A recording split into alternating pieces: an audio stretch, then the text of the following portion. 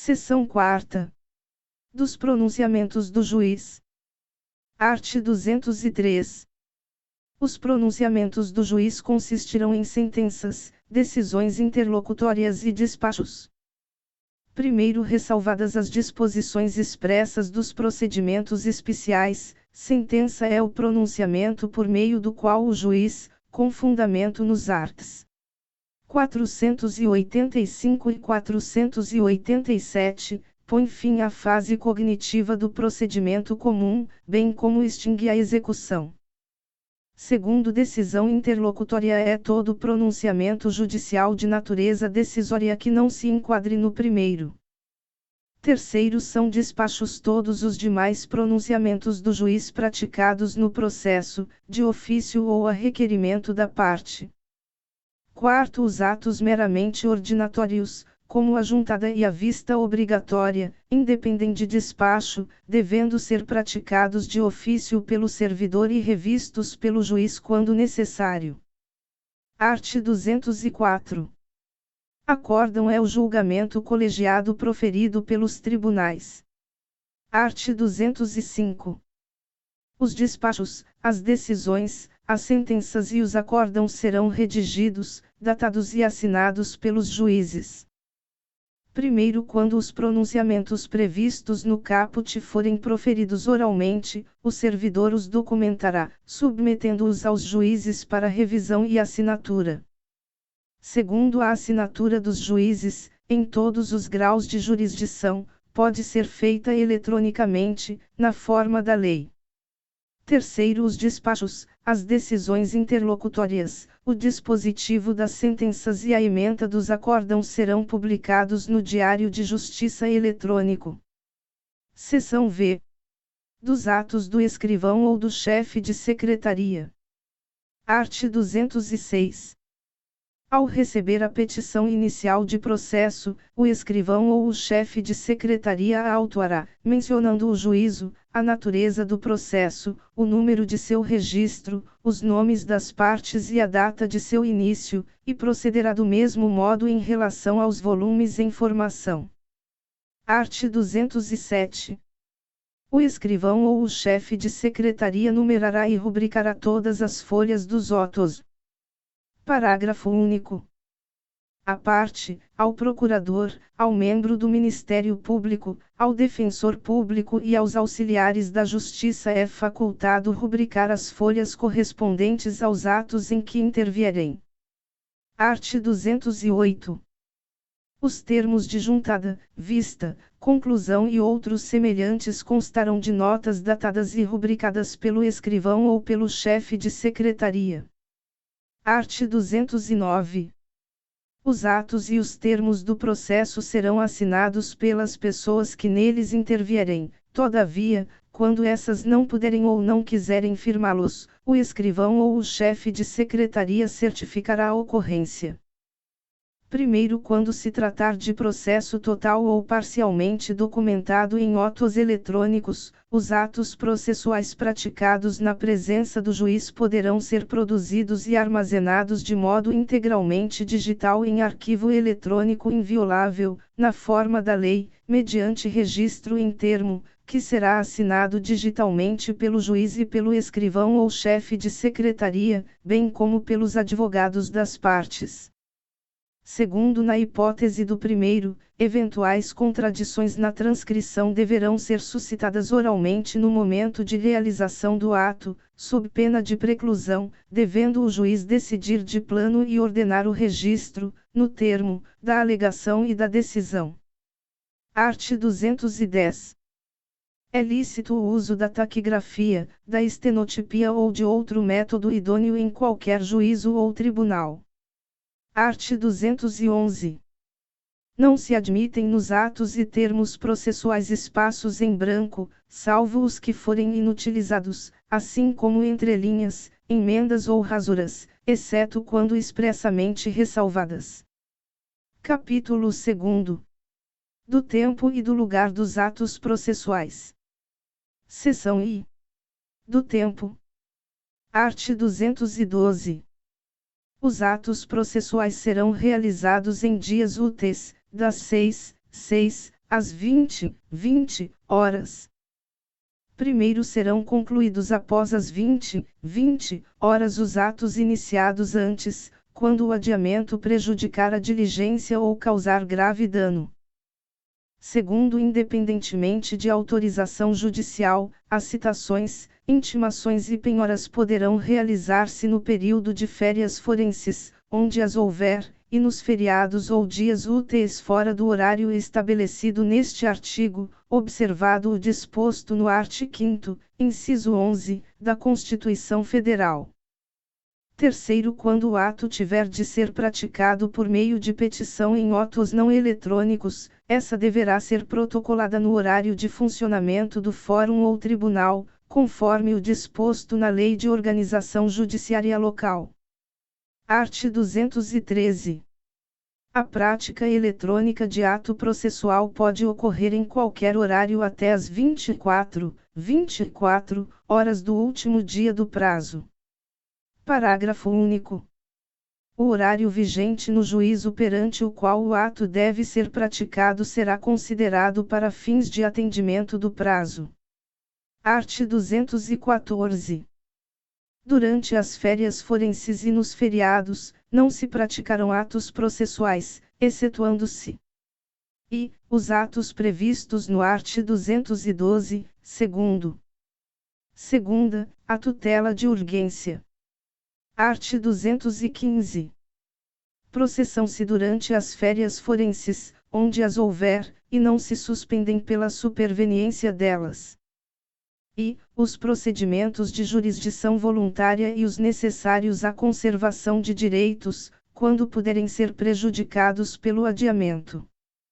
Segunda, a ação de alimentos e os processos de nomeação ou remoção de tutor e curador. Terceira, os processos que a lei determinar. Art. 216. Além dos declarados em lei, são feriados, para efeito forense, os sábados, os domingos e os dias em que não haja expediente forense. Seção 2ª. Do lugar. Art. 217. Os atos processuais realizar-se-ão ordinariamente na sede do juízo, ou, excepcionalmente, em outro lugar em razão de deferência, de interesse da justiça, da natureza do ato ou de obstáculo arguido pelo interessado e acolhido pelo juiz. Capítulo 3º. Dos prazos. Seção I. Disposições gerais. Art. 218. Os atos processuais serão realizados nos prazos prescritos em lei. Primeiro, quando a lei for omissa, o juiz determinará os prazos em consideração à complexidade do ato. Segundo, quando a lei ou o juiz não determinar prazo, as intimações somente obrigarão a comparecimento após decorridas 48 horas.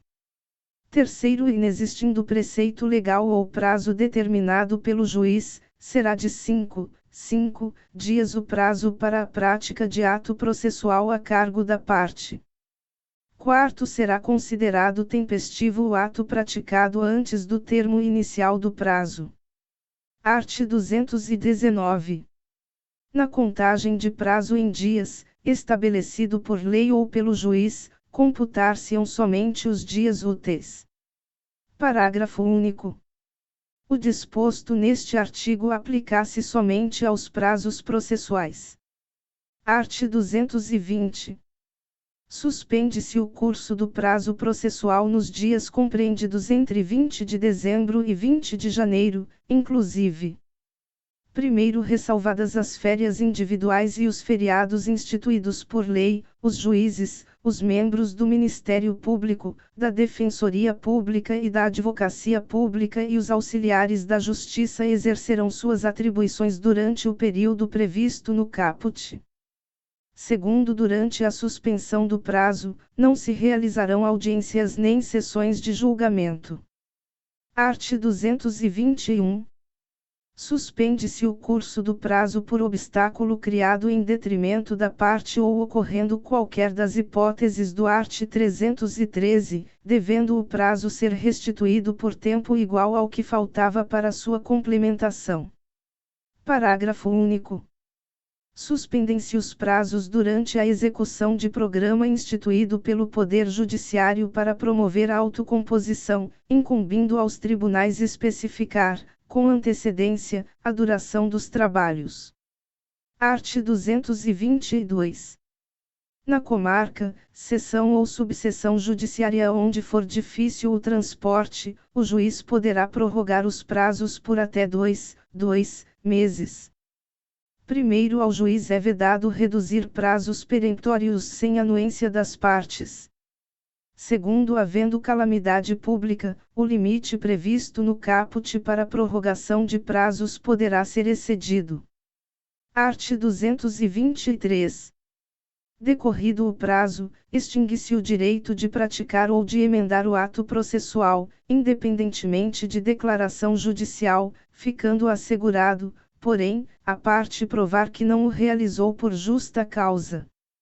Primeiro, considera-se justa causa o evento alheio à vontade da parte e que a impediu de praticar o ato por si ou por mandatário. Segundo, verificada a justa causa, o juiz permitirá à parte a prática do ato no prazo que lhe assinar. Art. 224. Salvo disposição em contrário, os prazos serão contados excluindo o dia do começo e incluindo o dia do vencimento. Primeiro, os dias do começo e do vencimento do prazo serão protraídos para o primeiro dia útil seguinte, se coincidirem com o dia em que o expediente forense for encerrado antes ou iniciado depois da hora normal ou houver indisponibilidade da comunicação eletrônica. Segundo, considera-se como data de publicação o primeiro dia útil seguinte ao da disponibilização da informação no Diário da Justiça eletrônico. Terceiro, a contagem do prazo terá início no primeiro dia útil que seguir ao da publicação. Art. 225. A parte poderá renunciar ao prazo estabelecido exclusivamente em seu favor, desde que o faça de maneira expressa. Art. 226. O juiz proferirá os despachos no prazo de 5 dias. Segunda, as decisões interlocutórias no prazo de 10 dias. Terceira, as sentenças no prazo de 30 dias. Art. 227. Em qualquer grau de jurisdição, havendo motivo justificado, pode o juiz exceder, por igual tempo, os prazos a que está submetido. Art. 228. Incumbirá ao serventuário remeter os autos conclusos no prazo de um dia e executar os atos processuais no prazo de 5 dias, contado da data em que houver concluído o ato processual anterior, se lhe foi imposto pela lei. Segunda, tiver ciência da ordem, quando determinada pelo juiz. Primeiro, ao receber os autos, o serventuário certificará o dia e a hora em que teve ciência da ordem referida no inciso 2º. Segundo, nos processos em autos eletrônicos, a juntada de petições ou de manifestações em geral ocorrerá de forma automática, independentemente de ato de serventuário da Justiça. Art. 229. Os litisconsortes que tiverem diferentes procuradores, de escritórios de advocacia distintos, terão prazos contados em dobro para todas as suas manifestações, em qualquer juízo ou tribunal, independentemente de requerimento. Primeiro, cessa a contagem do prazo em dobro se, havendo apenas dois réus, é oferecida defesa por apenas um deles. Segundo, não se aplica o disposto no caput aos processos em autos eletrônicos. Art. 230. O prazo para a parte, o procurador, a advocacia pública, a defensoria pública e o Ministério Público será contado da citação, da intimação ou da notificação. Art. 231. Salvo disposição em sentido diverso, considera-se dia do começo do prazo. E, a data adjuntada aos autos do aviso de recebimento, quando a citação ou a intimação for pelo correio. Segunda, a data adjuntada aos autos do mandado cumprido, quando a citação ou a intimação for por oficial de justiça. Terceira, a data de ocorrência da citação ou da intimação, quando ela se der por ato do escrivão ou do chefe de secretaria. Quarta, o dia útil seguinte ao fim da dilação assinada pelo juiz, quando a citação ou a intimação for por edital. V. O dia útil seguinte à consulta ao teor da citação ou da intimação ou ao término do prazo para que a consulta se dê, quando a citação ou a intimação for eletrônica. Sexta, a data adjuntada do comunicado de que trata o art. 232 ou, não havendo esse, a data adjuntada da carta aos autos de origem devidamente cumprida, quando a citação ou a intimação se realizar em cumprimento de carta. Sétima, a data de publicação, quando a intimação se der pelo Diário da Justiça impresso ou eletrônico. Oitava, o dia da carga, quando a intimação se der por meio da retirada dos autos, em carga, do cartório ou da secretaria. Primeiro, quando houver mais de um réu, o dia do começo do prazo para contestar corresponderá à última das datas a que se referem os incisos e a sexta do caput.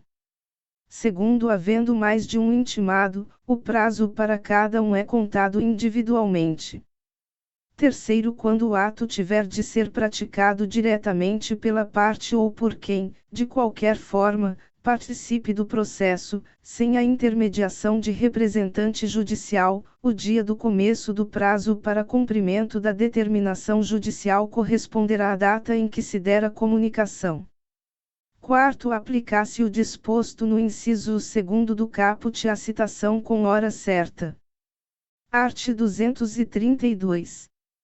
Nos atos de comunicação por carta precatória, rogatória ou de ordem, a realização da citação ou da intimação será imediatamente informada, por meio eletrônico, pelo juiz deprecado ao juiz deprecante. Seção 2ª. Da verificação dos prazos e das penalidades. Art. 233. Incumbe ao juiz verificar se o serventuário excedeu, sem motivo legítimo, os prazos estabelecidos em lei. Primeiro, constatada a falta, o juiz ordenará a instauração de processo administrativo, na forma da lei. Segundo, qualquer das partes, o Ministério Público ou a Defensoria Pública poderá representar ao juiz contra o serventuário que injustificadamente exceder os prazos previstos em lei. Art. 234. Os advogados públicos ou privados, o defensor público e o membro do Ministério Público devem restituir os autos no prazo do ato a ser praticado. Primeiro, é lícito a qualquer interessado exigir os autos do advogado que exceder prazo legal. Segundo, se, intimado, o advogado não devolver os autos no prazo de 3 dias, perderá o direito à vista fora de cartório e incorrerá em multa correspondente à metade do salário mínimo. Terceiro, verificada a falta, o juiz comunicará o fato à seção local da Ordem dos Advogados do Brasil para procedimento disciplinar e imposição de multa. Quarto, se a situação envolver membro do Ministério Público, da Defensoria Pública ou da Advocacia Pública, a multa, se for o caso, será aplicada ao agente público responsável pelo ato. Quinto, verificada a falta, o juiz comunicará o fato ao órgão competente responsável pela instauração de procedimento disciplinar contra o membro que atuou no feito. Art. 235. Qualquer parte, o Ministério Público ou a Defensoria Pública poderá representar ao corregedor do Tribunal ou ao Conselho Nacional de Justiça contra juiz ou relator que injustificadamente exceder os prazos previstos em lei, regulamento ou regimento interno. Primeiro, distribuída a representação ao órgão competente e ouvido previamente o juiz, não sendo caso de arquivamento liminar, será instaurado procedimento para apuração da responsabilidade, com intimação do representado por meio eletrônico para, querendo, apresentar justificativa no prazo de 15 dias. Segundo, sem prejuízo das sanções administrativas cabíveis, em até 48 horas após a apresentação ou não da justificativa de que trata o primeiro, se for o caso, o corregedor do tribunal ou o relator no Conselho Nacional de Justiça determinará a intimação do representado por meio eletrônico para que, em 10 dias, pratique o ato. Terceiro, mantida a inércia, os autos serão remetidos ao substituto legal do juiz ou do relator contra o qual se representou para decisão em 10 dias. Título 2º. Da comunicação dos atos processuais. Capítulo I. Disposições gerais. Art. 236. Os atos processuais serão cumpridos por ordem judicial.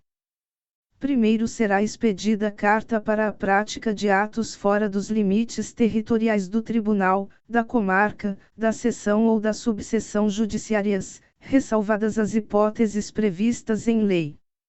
Segundo, o tribunal poderá expedir carta para juízo a ele vinculado, se o ato houver de se realizar fora dos limites territoriais do local de sua sede.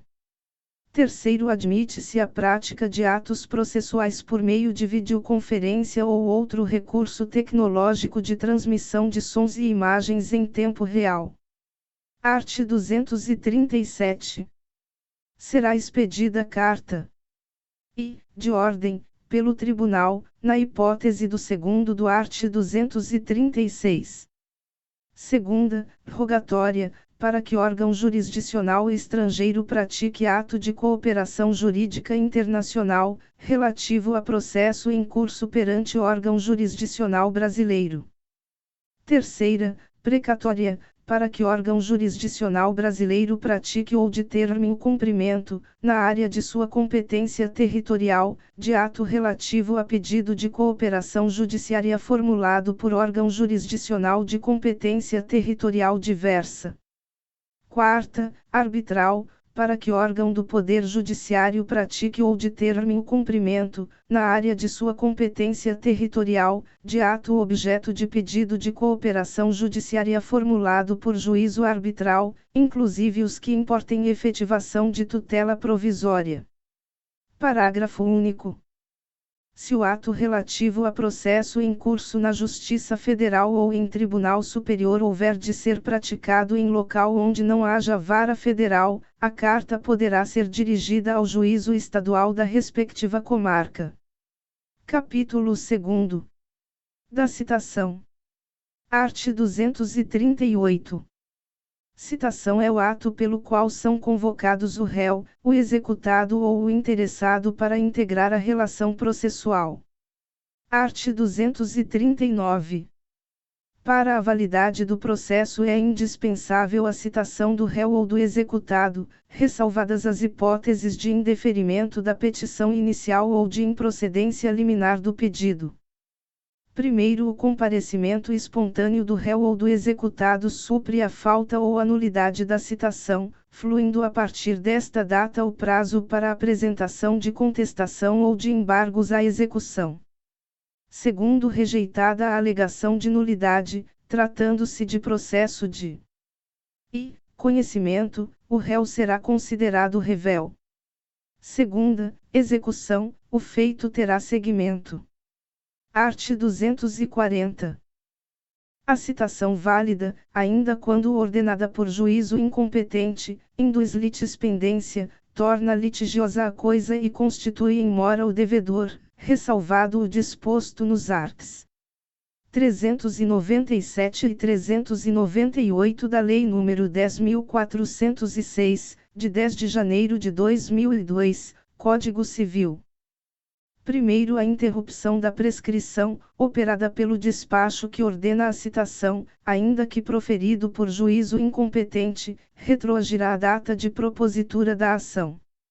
Segundo, incumbe ao autor adotar, no prazo de 10 10 dias, as providências necessárias para viabilizar a citação, sob pena de não se aplicar o disposto no primeiro. Terceiro, a parte não será prejudicada pela demora imputável exclusivamente ao serviço judiciário. Quarto, o efeito retroativo a que se refere o primeiro aplicar-se à decadência e aos demais prazos extintivos previstos em lei. Art. 241. Transitada em julgado a sentença de mérito proferida em favor do réu antes da citação, incumbe ao escrivão ou ao chefe de secretaria comunicar-lhe o resultado do julgamento. Art. 242. A citação será pessoal, podendo, no entanto, ser feita na pessoa do representante legal ou do procurador do réu, do executado ou do interessado. Primeiro, na ausência do citando, a citação será feita na pessoa de seu mandatário, administrador, preposto ou gerente, quando a ação se originar de atos por eles praticados. Segundo, o locador que se ausentar do Brasil sem cientificar o locatário de que deixou, na localidade onde estiver situado o imóvel, procurador com poderes para receber citação será citado na pessoa do administrador do imóvel encarregado do recebimento dos aluguéis, que será considerado habilitado para representar o locador em juízo. Terceiro, a citação da União, dos Estados, do Distrito Federal, dos municípios e de suas respectivas autarquias e fundações de direito público será realizada perante o órgão de advocacia pública responsável por sua representação judicial.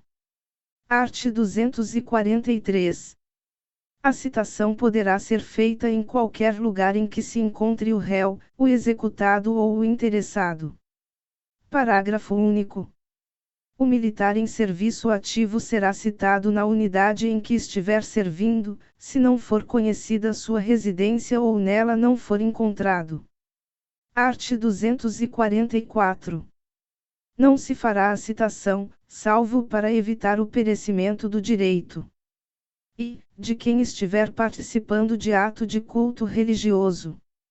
Segunda, de cônjuge, de companheiro ou de qualquer parente do morto, consanguíneo ou afim, em linha reta ou na linha colateral em segundo grau, no dia do falecimento e nos 7 dias seguintes. Terceira, de noivos, nos 3 primeiros dias seguintes ao casamento. Quarta, de doente, enquanto grave o seu estado. Art. 245. Não se fará citação quando se verificar que o citando é mentalmente incapaz ou está impossibilitado de recebê-la. Primeiro, o oficial de justiça descreverá e certificará minuciosamente a ocorrência. Segundo, para examinar o citando, o juiz nomeará médico, que apresentará laudo no prazo de 5 dias. Terceiro, dispensa-se a nomeação de que trata o segundo se pessoa da família apresentar declaração do médico do citando que ateste a incapacidade deste. Quarto, reconhecida a impossibilidade, o juiz nomeará curador ao citando, observando, quanto à sua escolha, a preferência estabelecida em lei e restringindo a nomeação à causa. Quinto, a citação será feita na pessoa do curador, a quem incumbirá a defesa dos interesses do citando. Art. 246. A citação será feita e, pelo correio. Segunda, por oficial de justiça. Terceira, pelo escrivão ou chefe de secretaria, se o citando comparecer em cartório. Quarta, por edital. V. Por meio eletrônico, conforme regulado em lei. Primeiro, com exceção das microempresas e das empresas de pequeno porte, as empresas públicas e privadas são obrigadas a manter cadastro nos sistemas de processo em autos eletrônicos, para efeito de recebimento de citações e intimações, as quais serão efetuadas preferencialmente por esse meio. Segundo o disposto no primeiro, aplicar-se à União, aos Estados, ao Distrito Federal, aos municípios e às entidades da administração indireta. Terceiro, na ação de usucapião de imóvel, os confinantes serão citados pessoalmente, exceto quando tiver por objeto unidade autônoma de prédio em condomínio, caso em que tal citação é dispensada. Art. 247. A citação será feita pelo correio para qualquer comarca do país, exceto e, nas ações de Estado, observado o disposto no art. 695, terceiro. Segunda, quando o citando for incapaz. Terceira, quando o citando for pessoa de direito público. Quarta, quando o citando residir em local não atendido pela entrega domiciliar de correspondência. V, quando o autor, justificadamente, a requerer de outra forma. Art. 248. Deferida a citação pelo correio, o escrivão ou o chefe de secretaria remeterá ao citando cópias da petição inicial e do despacho do juiz e comunicará o prazo para resposta, o endereço do juízo e o respectivo cartório. Primeiro, a carta será registrada para entrega ao citando, exigindo-lhe o carteiro, ao fazer a entrega, que assine o recibo. Segundo, sendo o citando pessoa jurídica, será válida a entrega do mandado à pessoa com poderes de gerência geral ou de administração ou, ainda, a funcionário responsável pelo recebimento de correspondências. Terceiro, da carta de citação no processo de conhecimento constarão os requisitos do art. 250. Quarto, nos condomínios edilícios ou nos loteamentos com controle de acesso, será válida a entrega do mandado a funcionário da portaria responsável pelo recebimento de correspondência, que, entretanto, poderá recusar o recebimento, se declarar, por escrito, sob as penas da lei, que o destinatário da correspondência está ausente.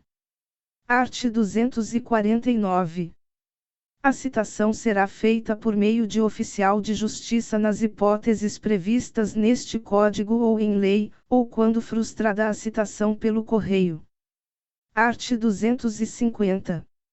O mandado que o oficial de justiça tiver de cumprir conterá e os nomes do autor e do citando e seus respectivos domicílios ou residências. Segunda, a finalidade da citação, com todas as especificações constantes da petição inicial, bem como a menção do prazo para contestar, sob pena de revelia, ou para embargar a execução. Terceira, a aplicação de sanção para o caso de descumprimento da ordem, se houver. Quarta, se for o caso, a intimação do citando para comparecer, acompanhado de advogado ou de defensor público, à audiência de conciliação ou de mediação, com a menção do dia, da hora e do lugar do comparecimento. V. A cópia da petição inicial, do despacho ou da decisão que deferir tutela provisória. Sexta, a assinatura do escrivão ou do chefe de secretaria e a declaração de que o subscreve por ordem do juiz. Art. 251. Incumbe ao oficial de justiça procurar o citando e, onde o encontrar, citá-lo. E, lendo-lhe o mandado e entregando-lhe a contrafé. Segunda, portando por fé se recebeu ou recusou a contrafé. Terceira, obtendo a nota de ciente ou certificando que o citando não a apôs no mandado. Art. 252. Quando, por duas vezes, o oficial de justiça houver procurado o citando em seu domicílio ou residência sem o encontrar, deverá, havendo suspeita de ocultação, intimar qualquer pessoa da família ou, em sua falta, qualquer vizinho de que, no dia útil imediato, voltará a fim de efetuar a citação, na hora que designar. Parágrafo único. Nos condomínios edilícios ou nos loteamentos com controle de acesso, será válida a intimação a que se refere o caput feita a funcionário da portaria responsável pelo recebimento de correspondência. Art. 253. No dia e na hora designados, o oficial de justiça, independentemente de novo despacho, comparecerá ao domicílio ou à residência do citando a fim de realizar a diligência. Primeiro, se o citando não estiver presente, o oficial de justiça procurará informar-se das razões da ausência, dando por feita a citação, ainda que o citando se tenha ocultado em outra comarca, seção ou subseção judiciárias. Segundo, a citação com hora certa será efetivada mesmo que a pessoa da família ou o vizinho que houver sido intimado esteja ausente, ou se, embora presente, a pessoa da família ou o vizinho se recusar a receber o mandado. Terceiro, da certidão da ocorrência, o oficial de justiça deixará contrafé com qualquer pessoa da família ou vizinho, conforme o caso, declarando-lhe o nome. Quarto, o oficial de justiça fará constar do mandado a advertência de que será nomeado curador especial se houver revelia. Art. 254. Feita a citação com hora certa, o escrivão ou chefe de secretaria enviará ao réu, executado ou interessado, no prazo de 10 dias, contado da data da juntada do mandado aos autos, carta, telegrama ou correspondência eletrônica, dando-lhe de tudo ciência. Art. 255. Nas comarcas contíguas de fácil comunicação e nas que se situem na mesma região metropolitana, o oficial de justiça poderá efetuar, em qualquer delas, citações, intimações, notificações, penhoras e quaisquer outros atos executivos. Art. 256. A citação por edital será feita. E, quando desconhecido ou incerto o citando. Segunda, quando ignorado, incerto ou inacessível o lugar em que se encontrar o citando. Terceira, nos casos expressos em lei. Primeiro, considera-se inacessível, para efeito de citação por edital, o país que recusar o cumprimento de carta rogatória. Segundo, no caso de ser inacessível o lugar em que se encontrar o réu, a notícia de sua citação será divulgada também pelo rádio, se na comarca houver emissora de radiodifusão. Terceiro, o réu será considerado em local ignorado ou incerto se infrutíferas as tentativas de sua localização, inclusive mediante requisição pelo juízo de informações sobre seu endereço nos cadastros de órgãos públicos ou de concessionárias de serviços públicos. Art. 257. São requisitos da citação por edital. E, a afirmação do autor ou a certidão do oficial informando a presença das circunstâncias autorizadoras. Segunda, a publicação do edital na rede mundial de computadores, no sítio do respectivo tribunal e na plataforma de editais do Conselho Nacional de Justiça, que deve ser certificada nos autos. Terceira, a determinação, pelo juiz, do prazo, que variará entre 20 e 60 dias, fluindo da data da publicação única ou, havendo mais de uma, da primeira. Quarta, a advertência de que será nomeado curador especial em caso de revelia. Parágrafo único. O juiz poderá determinar que a publicação do edital seja feita também em jornal local de ampla circulação ou por outros meios, considerando as peculiaridades da comarca, da seção ou da subseção judiciárias. Art. 258. A parte que requerer a citação por edital, alegando dolosamente a ocorrência das circunstâncias autorizadoras para sua realização, incorrerá em multa de 5 vezes o salário mínimo. Parágrafo único. A multa reverterá em benefício do citando. Art. 259. Serão publicados editais. E, na ação de usucapião de imóvel. Segunda, na ação de recuperação ou substituição de título ao portador. Terceira, em qualquer ação em que seja necessária, por determinação legal, a provocação, para participação no processo, de interessados incertos ou desconhecidos. Capítulo 3. Das cartas. Art. 260. São requisitos das cartas de ordem, precatória e rogatória. E, a indicação dos juízes de origem e de cumprimento do ato. Segunda, o inteiro teor da petição, do despacho judicial e do instrumento do mandato conferido ao advogado. Terceira, a menção do ato processual que lhe constitui o objeto. Quarta, o encerramento com a assinatura do juiz.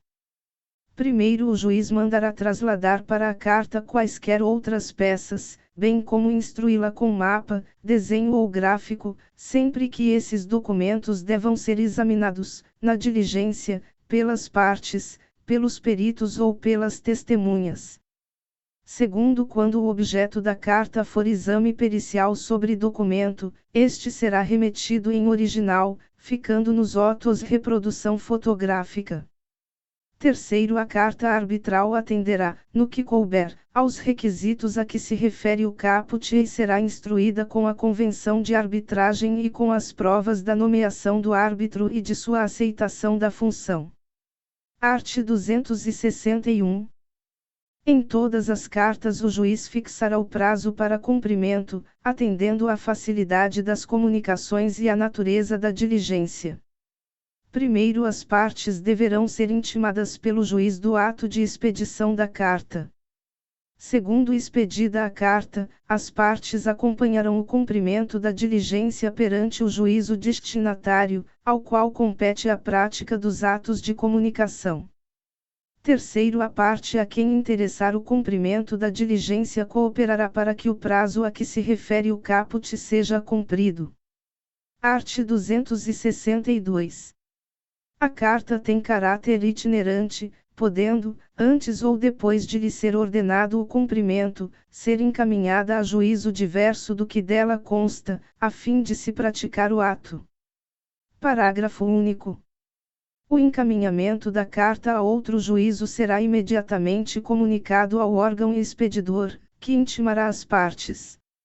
Art. 263.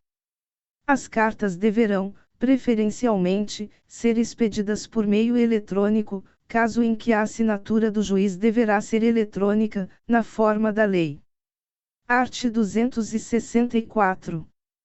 A carta de ordem e a carta precatória por meio eletrônico, por telefone ou por telegrama conterão, em resumo substancial, os requisitos mencionados no art. 250, especialmente no que se refere à aferição da autenticidade. Art. 265. O secretário do tribunal, o escrivão ou o chefe de secretaria do juízo deprecante transmitirá, por telefone, a carta de ordem ou a carta precatória ao juízo em que houver de se cumprir o ato, por intermédio do escrivão do primeiro ofício da primeira vara, se houver na comarca mais de um ofício ou de uma vara, observando-se, quanto aos requisitos, o disposto no art. 264. Primeiro, o escrivão ou o chefe de secretaria, no mesmo dia ou no dia útil imediato, telefonará ou enviará mensagem eletrônica ao secretário do tribunal, ao escrivão ou ao chefe de secretaria do juízo deprecante, lendo-lhe os termos da carta e solicitando-lhe que os confirme. Segundo, sendo confirmada, o escrivão ou o chefe de secretaria submeterá a carta a despacho. Art. 266. Serão praticados de ofício os atos requisitados por meio eletrônico e de telegrama, devendo a parte depositar, contudo, na secretaria do tribunal ou no cartório do juízo deprecante, a importância correspondente às despesas que serão feitas no juízo em que houver de praticar-se o ato. Art. 267. O juiz recusará cumprimento à carta precatória ou arbitral, devolvendo-a com decisão motivada quando a carta não estiver revestida dos requisitos legais. Segunda, faltar ao juiz competência em razão da matéria ou da hierarquia. Terceira, o juiz tiver dúvida acerca de sua autenticidade. Parágrafo único. No caso de incompetência em razão da matéria ou da hierarquia, o juiz deprecado, conforme o ato a ser praticado, poderá remeter a carta ao juiz ou ao tribunal competente. Art. 268. Cumprida a carta, será devolvida ao juízo de origem no prazo de 10 dias, independentemente de traslado, pagas as custas pela parte. Capítulo 4. Das intimações. Art. 269. Intimação é o ato pelo qual se dá ciência a alguém dos atos e dos termos do processo. Primeiro é facultado aos advogados promover a intimação do advogado da outra parte por meio do correio, juntando aos autos, a seguir, cópia do ofício de intimação e do aviso de recebimento. Segundo, o ofício de intimação deverá ser instruído com cópia do despacho, da decisão ou da sentença. Terceiro, a intimação da União, dos Estados, do Distrito Federal, dos municípios e de suas respectivas autarquias e fundações de direito público será realizada perante o órgão de advocacia pública responsável por sua representação judicial. Art. 270. As intimações realizam-se, sempre que possível, por meio eletrônico, na forma da lei. Parágrafo único. Aplicar-se ao Ministério Público, à Defensoria Pública e à Advocacia Pública o disposto no primeiro do art. 246. Art. 271. O juiz determinará de ofício as intimações em processos pendentes, salvo disposição em contrário. Art. 272. Quando não realizadas por meio eletrônico, consideram-se feitas as intimações pela publicação dos atos no órgão oficial. Primeiro, os advogados poderão requerer que, na intimação a eles dirigida, figure apenas o nome da sociedade a que pertençam, desde que devidamente registrada na Ordem dos Advogados do Brasil. Segundo, sob pena de nulidade, é indispensável que da publicação constem os nomes das partes e de seus advogados, com o respectivo número de inscrição na Ordem dos Advogados do Brasil, ou, se assim requerido, da Sociedade de Advogados. Terceiro, a grafia dos nomes das partes não deve conter abreviaturas. Quarto, a grafia dos nomes dos advogados deve corresponder ao nome completo e ser a mesma que constar da procuração ou que estiver registrada na Ordem dos Advogados do Brasil. Quinto, constando dos autos pedido expresso para que as comunicações dos atos processuais sejam feitas em nome dos advogados indicados, o seu desatendimento implicará nulidade. Sexto, a retirada dos autos do cartório ou da secretaria em carga pelo advogado, por pessoa credenciada a pedido do advogado ou da sociedade de advogados, pela advocacia pública, pela Defensoria Pública ou pelo Ministério Público implicará intimação de qualquer decisão contida no processo retirado, ainda que pendente de publicação. Sétimo, o advogado e a sociedade de advogados deverão requerer o respectivo credenciamento para a retirada de autos por preposto. Oitavo, a parte arguirá a nulidade da intimação em capítulo preliminar do próprio ato que lhe caiba praticar, o qual será tido por tempestivo se o vício for reconhecido. Nono, não sendo possível a prática imediata do ato diante da necessidade de acesso prévio aos autos, a parte limitar-se a arguir a nulidade da intimação, caso em que o prazo será contado da intimação da decisão que a reconheça. Art. 273. Se inviável a intimação por meio eletrônico e não houver na localidade publicação em órgão oficial, incumbirá ao escrivão ou chefe de secretaria intimar de todos os atos do processo os advogados das partes. E, pessoalmente, se tiverem domicílio na sede do juízo. Segunda, por carta registrada, com aviso de recebimento, quando forem domiciliados fora do juízo. Art. 274. Não dispondo a lei de outro modo, as intimações serão feitas às partes, aos seus representantes legais, aos advogados e aos demais sujeitos do processo pelo correio ou, se presentes em cartório, diretamente pelo escrivão ou chefe de secretaria. Parágrafo único. Presumem-se válidas as intimações dirigidas ao endereço constante dos autos, ainda que não recebidas pessoalmente pelo interessado, se a modificação temporária ou definitiva não tiver sido devidamente comunicada ao juízo, fluindo os prazos a partir da juntada aos autos do comprovante de entrega da correspondência no primitivo endereço. Art. 275.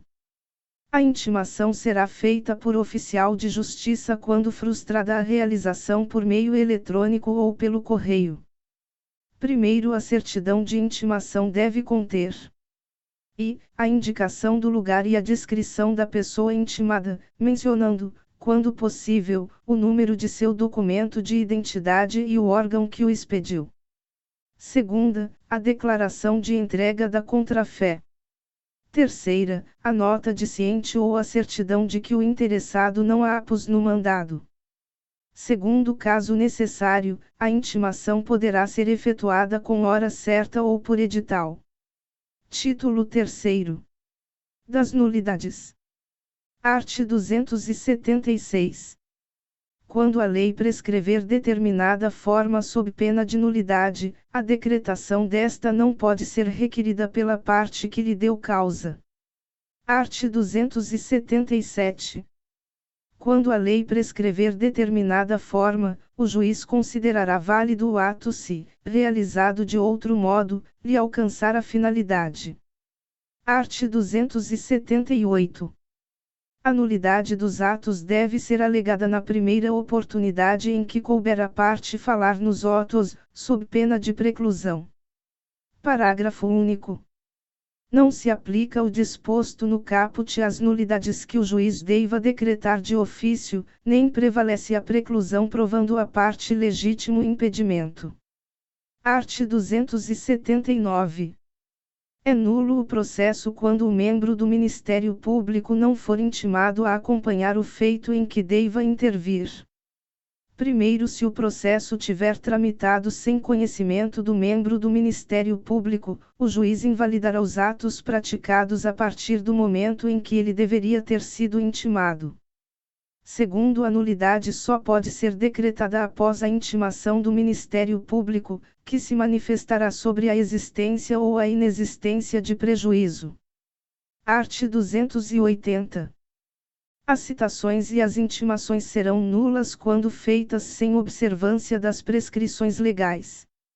Art. 281. Anulado o ato, consideram-se de nenhum efeito todos os subsequentes que dele dependam, todavia, a nulidade de uma parte do ato não prejudicará as outras que dela sejam independentes. Art. 282. Ao pronunciar a nulidade, o juiz declarará que atos são atingidos e ordenará as providências necessárias a fim de que sejam repetidos ou retificados. Primeiro, o ato não será repetido nem sua falta será suprida quando não prejudicar a parte. Segundo, quando puder decidir o mérito a favor da parte a quem aproveite a decretação da nulidade, o juiz não a pronunciará nem mandará repetir o ato ou suprir-lhe a falta. Art. 283. O erro de forma do processo acarreta unicamente a anulação dos atos que não possam ser aproveitados, devendo ser praticados os que forem necessários a fim de se observarem as prescrições legais. Parágrafo único. Dar-se-á o aproveitamento dos atos praticados desde que não resulte prejuízo à defesa de qualquer parte. Título 4. Da distribuição e do registro. Art. 284. Todos os processos estão sujeitos a registro, devendo ser distribuídos onde houver mais de um juiz. Art. 285. A distribuição, que poderá ser eletrônica, será alternada e aleatória, obedecendo-se rigorosa igualdade. Parágrafo único. A lista de distribuição deverá ser publicada no Diário de Justiça. Art. 286. Serão distribuídas por dependência as causas de qualquer natureza. E, quando se relacionarem, por conexão ou continência, com outra já ajuizada. Segunda, quando, tendo sido extinto o processo sem resolução de mérito, for reiterado o pedido, ainda que em litisconsórcio com outros autores ou que sejam parcialmente alterados os réus da demanda. Terceira, quando houver ajuizamento de ações nos termos do art. 55, terceiro, ao juízo prevento. Parágrafo único. Havendo intervenção de terceiro, reconvenção ou outra hipótese de ampliação objetiva do processo, o juiz, de ofício, mandará proceder à respectiva anotação pelo distribuidor. Art. 287. A petição inicial deve vir acompanhada de procuração, que conterá os endereços do advogado, eletrônico e não eletrônico. Parágrafo único. Dispensa-se a juntada da procuração. E, no caso previsto no art. 104. Segunda, se a parte estiver representada pela Defensoria Pública. Terceira, se a representação decorrer diretamente de norma prevista na Constituição Federal ou em lei. Art. 288. O juiz, de ofício ou a requerimento do interessado, corrigirá o erro ou compensará a falta de distribuição. Art. 289. A distribuição poderá ser fiscalizada pela parte, por seu procurador, pelo Ministério Público e pela Defensoria Pública. Art. 290. Será cancelada a distribuição do feito se a parte, intimada na pessoa de seu advogado, não realizar o pagamento das custas e despesas de ingresso em 15 dias. Título V. Do valor da causa. Art. 291.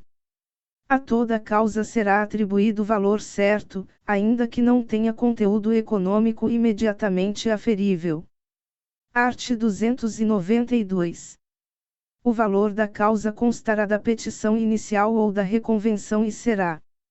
E, na ação de cobrança de dívida, a soma monetariamente corrigida do principal, dos juros de mora vencidos e de outras penalidades, se houver, até a data de propositura da ação. Segunda, na ação que tiver por objeto a existência, a validade, o cumprimento, a modificação, a resolução, a resilição ou a rescisão de ato jurídico, o valor do ato ou o de sua parte controvertida. Terceira, na ação de alimentos, a soma de 12 prestações mensais pedidas pelo autor. Quarta, na ação de divisão, de demarcação e de reivindicação, o valor de avaliação da área ou do bem objeto do pedido. V, na ação indenizatória, inclusive a fundada em dano moral, o valor pretendido. Sexta, na ação em que a acumulação de pedidos, a quantia correspondente à soma dos valores de todos eles. Sétima, na ação em que os pedidos são alternativos, o de maior valor. Oitava, na ação em que houver pedido subsidiário, o valor do pedido principal. Primeiro, quando se pedirem prestações vencidas e vincendas, considerar-se-á o valor de umas e outras. Segundo, o valor das prestações vincendas será igual a uma prestação anual, se a obrigação for por tempo indeterminado ou por tempo superior a um ano, e, se por tempo inferior, será igual à soma das prestações. Terceiro, o juiz corrigirá, de ofício e por arbitramento, o valor da causa quando verificar que não corresponde ao conteúdo patrimonial em discussão ou ao proveito econômico perseguido pelo autor, caso em que se procederá ao recolhimento das custas correspondentes. Art. 293. O réu poderá impugnar, em preliminar da contestação, o valor atribuído à causa pelo autor, sob pena de preclusão, e o juiz decidirá a respeito, impondo, se for o caso, a complementação das custas. Livro V. Da tutela provisória. Título I. Disposições gerais. Art. 294.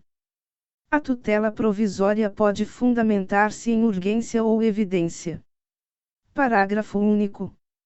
A tutela provisória de urgência, cautelar ou antecipada, pode ser concedida em caráter antecedente ou incidental.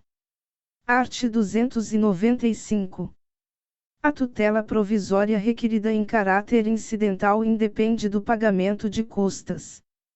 Art. 296. A tutela provisória conserva sua eficácia na pendência do processo, mas pode, a qualquer tempo, ser revogada ou modificada. Parágrafo único. Salvo decisão judicial em contrário, a tutela provisória conservará a eficácia durante o período de suspensão do processo. Art. 297. O juiz poderá determinar as medidas que considerar adequadas para a efetivação da tutela provisória. Parágrafo único. A efetivação da tutela provisória observará as normas referentes ao cumprimento provisório da sentença, no que couber. Art. 298. Na decisão que conceder, negar, modificar ou revogar a tutela provisória, o juiz motivará seu convencimento de modo claro e preciso. Art. 299. A tutela provisória será requerida ao juízo da causa e, quando antecedente, ao juízo competente para conhecer do pedido principal. Parágrafo único.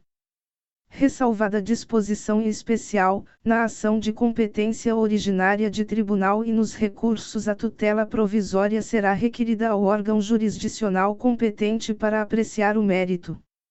Título 2º. Da tutela de urgência. Capítulo I.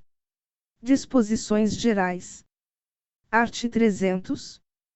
A tutela de urgência será concedida quando houver elementos que evidenciem a probabilidade do direito e o perigo de dano ou o risco ao resultado útil do processo. 1. Para a concessão da tutela de urgência, o juiz pode, conforme o caso, exigir caução real ou fidejussória idônea para ressarcir os danos que a outra parte possa vir a sofrer, podendo a caução ser dispensada se a parte economicamente hipossuficiente não puder oferecê-la. Segundo, a tutela de urgência pode ser concedida liminarmente ou após justificação prévia.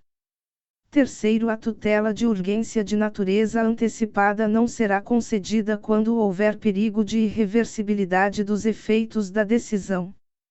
Art. 301. A tutela de urgência de natureza cautelar pode ser efetivada mediante arresto, sequestro, arrolamento de bens, registro de protesto contra a alienação de bem e qualquer outra medida idônea para a asseguração do direito. Art. 302. Independentemente da reparação por dano processual, a parte responde pelo prejuízo que a efetivação da tutela de urgência causar à parte adversa, se a sentença lhe for desfavorável. Segunda, obtida liminarmente a tutela em caráter antecedente, não fornecer os meios necessários para a citação do requerido no prazo de 5 dias. Terceira, ocorrer a cessação da eficácia da medida em qualquer hipótese legal. Quarta, o juiz acolher a alegação de decadência ou prescrição da pretensão do autor. Parágrafo único. A indenização será liquidada nos autos em que a medida tiver sido concedida, sempre que possível. Capítulo 2º. Do procedimento da tutela antecipada requerida em caráter antecedente. Art. 303. Nos casos em que a urgência for contemporânea à propositura da ação, a petição inicial pode limitar-se ao requerimento da tutela antecipada e à indicação do pedido de tutela final, com a exposição da lide, do direito que se busca realizar e do perigo de dano ou do risco ao resultado útil do processo. Primeiro, concedida a tutela antecipada a que se refere o caput deste artigo. O autor deverá aditar a petição inicial, com a complementação de sua argumentação, a juntada de novos documentos e a confirmação do pedido de tutela final, em 15 dias ou em outro prazo maior que o juiz fixar. Segunda, o réu será citado e intimado para a audiência de conciliação ou de mediação na forma do art. 334. Terceira, não havendo autocomposição, o prazo para contestação será contado na forma do art. 335. Segundo, não realizado o aditamento a que se refere o inciso I do primeiro deste artigo, o processo será extinto sem resolução do mérito. Terceiro, o aditamento a que se refere o inciso I do primeiro deste artigo dar-se-á nos mesmos autos, sem incidência de novas custas processuais. Quarto, na petição inicial a que se refere o caput deste artigo, o autor terá de indicar o valor da causa, que deve levar em consideração o pedido de tutela final. Quinto, o autor indicará na petição inicial, ainda, que pretende valer-se do benefício previsto no caput deste artigo. Sexto, caso entenda que não há elementos para a concessão de tutela antecipada, o órgão jurisdicional determinará a emenda da petição inicial em até 5 dias, sob pena de ser indeferida e de o processo ser extinto sem resolução de mérito. Art. 304. A tutela antecipada, concedida nos termos do art. 303, torna-se estável se da decisão que a conceder não for interposto o respectivo recurso. Primeiro, no caso previsto no caput, o processo será extinto. Segundo, qualquer das partes poderá demandar a outra com o intuito de rever, reformar ou invalidar a tutela antecipada estabilizada nos termos do caput. Terceiro, a tutela antecipada conservará seus efeitos enquanto não revista, reformada ou invalidada por decisão de mérito proferida na ação de que trata o segundo. Quarto, qualquer das partes poderá requerer o desarquivamento dos autos em que foi concedida a medida, para instruir a petição inicial da ação a que se refere o segundo, prevento o juízo em que a tutela antecipada foi concedida. Quinto, o direito de rever, reformar ou invalidar a tutela antecipada, previsto no segundo deste artigo, extingue-se após 2 anos, contados da ciência da decisão que extinguiu o processo, nos termos do primeiro. Sexto, a decisão que concede a tutela não fará coisa julgada, mas a estabilidade dos respectivos efeitos só será afastada por decisão que a rever, reformar ou invalidar, proferida em ação ajuizada por uma das partes, nos termos do segundo deste artigo.